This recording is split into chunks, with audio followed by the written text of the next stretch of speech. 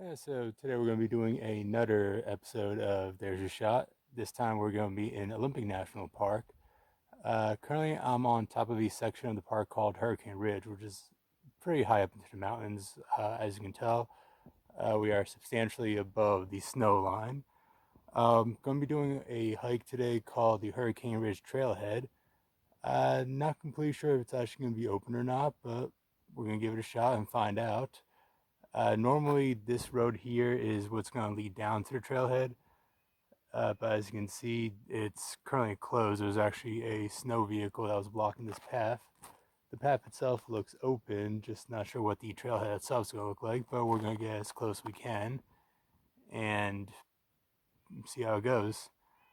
So following off the last episode, we're going to try the same thing, the tic-tac-toe pattern, to keep everything points of interest within the board, the tic-tac-toe intersections.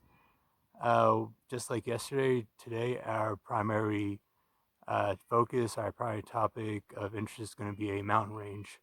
A bit different from the Cascades yesterday, but once we get closer to trailhead, I'll show you guys exactly what the Olympic range looks like.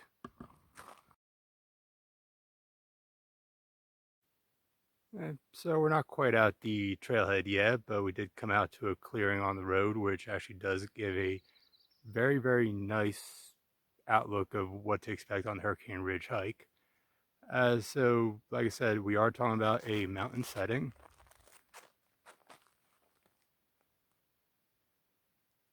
It doesn't look like it's showing up too well on the video right now.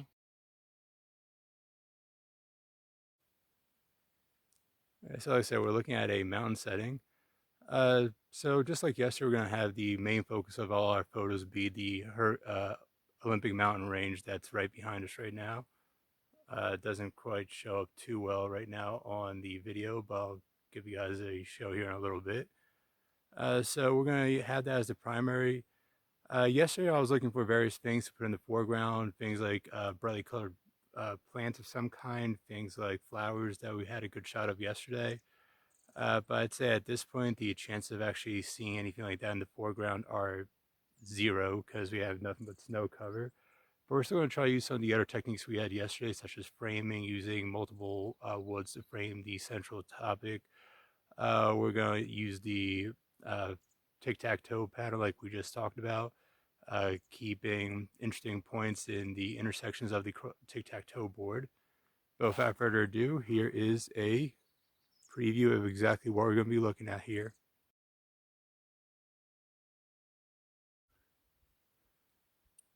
So that right there is the Olympic mountain range. As you can see, different from the North Cascades were, but still just as scenic. So I'm expecting another incredible hike. The trailhead should be somewhere in that general direction. We'll see what the snow has done to the trailhead and if it's accessible today. But if nothing else, we have a great view here of the mountain range. Yeah, so we actually did make it all the way to the trailhead. If you look right behind me, the yellow building, that's actually the post marker for the trail right here. But if you take a look, the trail is quite substantially covered with snow. I'm gonna try to go out there to see how far I can get, but more likely not gonna be very far. That's not what I would call a well-marked trail, but even from here, the views are pretty substantial. So we'll go a little ways in and take a few pictures, turn around. And so apparently we can actually get a little further into the trail than I was first anticipating. Luckily for me, I'm not the first dumbass of the season that decided that this trail is a completely doable thing, and the people prior to me have left a very nice trail here under snow, so all I gotta do is follow their footprints, and I can likely do the majority of the trail. Round trip is only a 3-mile trail, so it's not going too far out. This is actually my second time on this trail. This is definitely the first time I've done this trail with this much snow cover on, or any snow cover at all. So it's quite a different experience from the first time I did it. But I'm not gonna lie, it's absolutely stunning up here, and the snow definitely adds a very large factor to it.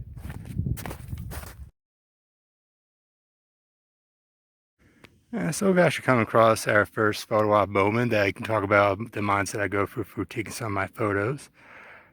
So yesterday and earlier on in this video, I was talking about trying to get something in the foreground as well as using various framing techniques. I wasn't expecting too much, but however, I am going to start using the various pine trees, the smaller pine trees primarily, as a foreground object. So we have something interesting in the foreground, midground, and background. What I'm also going to do is a framing technique where I'm seeing some pine trees to the left and right. And what I'm going to do is aim the photo. So I'm getting the mountain range, which is clearly going to be the central piece of the photo, as right in the center or about 1/3 of the way down the photo. And I'm going to have some pine trees on both sides to frame the mountain range in. And I'm going to have the pine tree, the smaller pine tree, in the bottom left-hand corner in order to get that foreground that I was talking about. So aiming, and there's your shot. So now we're continuing a little further on the hike, getting further and further. We got to a little bit of a high point here with an absolutely stunning, like there are no words to describe it, a stunning panoramic view of the Olympic mountain range.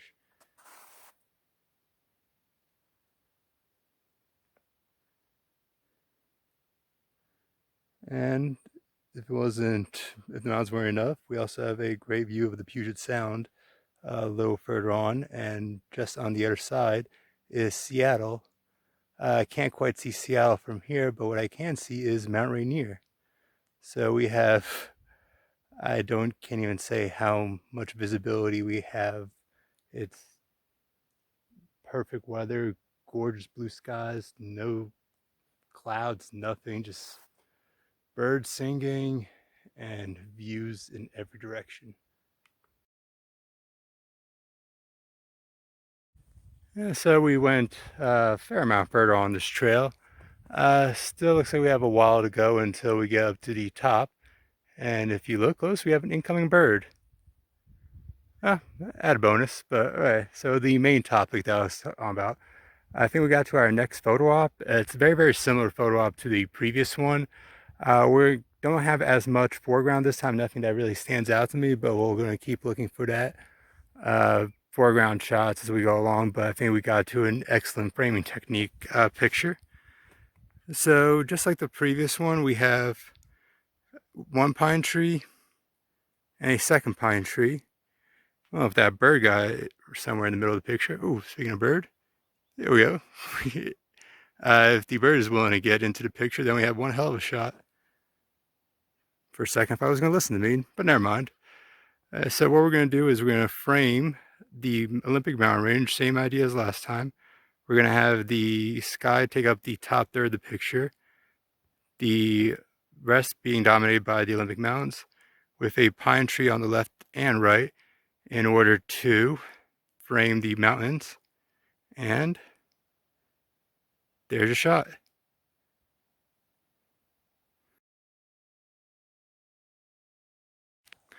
Yeah, we've actually come to another place I think is a decent photo op. So we're going to go for the mindset, same thing we've been doing. So we have, just like the last couple spots, the Olympic mountain range, which as much as I try to capture on film, it really doesn't do it justice. There's just no way around it. As hopefully nice as I hope my pictures wind up, there's just no substitute for being here and seeing this in person. I'm be honest, I'm in absolute awe. But getting back to the topic at hand, the photo. So we have the mountains there, and we were lucky enough to find, not ideal, it's wildflowers in peak season would have been substantially better, but we're going to work with what we have. We do have an early non-blooming wildflower, bright red. I do like the coloration, the red of the orange, so I think we can use that as a strong foreground. And we have the midground, which we're going to use as the trees. So what we're going to do is we're going to position ourselves so that we have a foreground of the, sorry about that, a foreground made up of the red plants here. Excuse me while I get in position.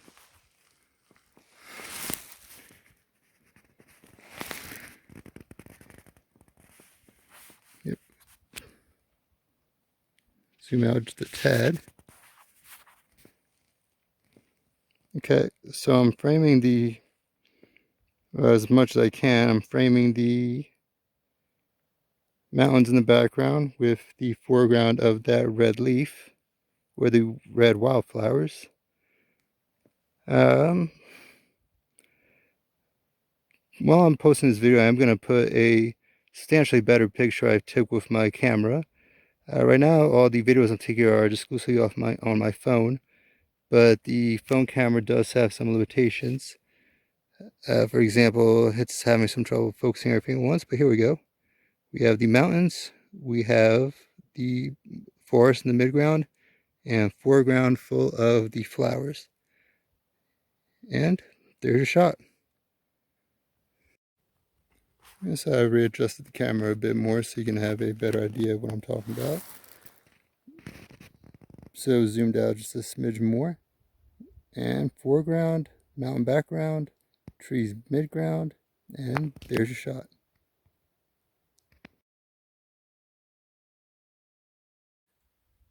So we kept going. Now we're a bit higher up, a bit further down the trail.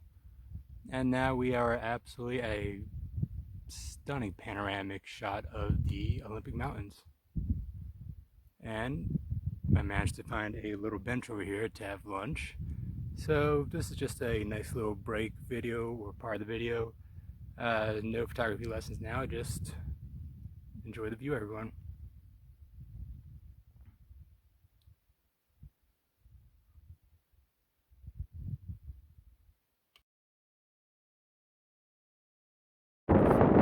So now we're at the very end of the trail here on the Hurricane Ridge Trail. We are once again seeing absolute panoramic views everywhere. Mountains everywhere behind us. We have a gorgeous shot of Port Angeles that looks like it's fogged over right now. Keep going, we're at the Puget Sound in the very far background. I can see a view of Mount Rainier, which, wow, that just shows what the visibility up here is. Over there I can have a good view of Vancouver across the Sound. Looks like there's a fair amount of low-lying clouds in the bay over there. I'm fairly sure that's Port Townsend over there. But there's definitely no way to describe this, but we're going to do our best to come up with a good picture. So before we talked about foreground, background, as well as midground, we're going to put all the techniques together for the tic-tac-toe pattern we were talking about before. And what we're going to try using is the rocks in front of us right here as the foreground, and have the mountains in the background be the primary focus. So we're going to get down a little bit on the level.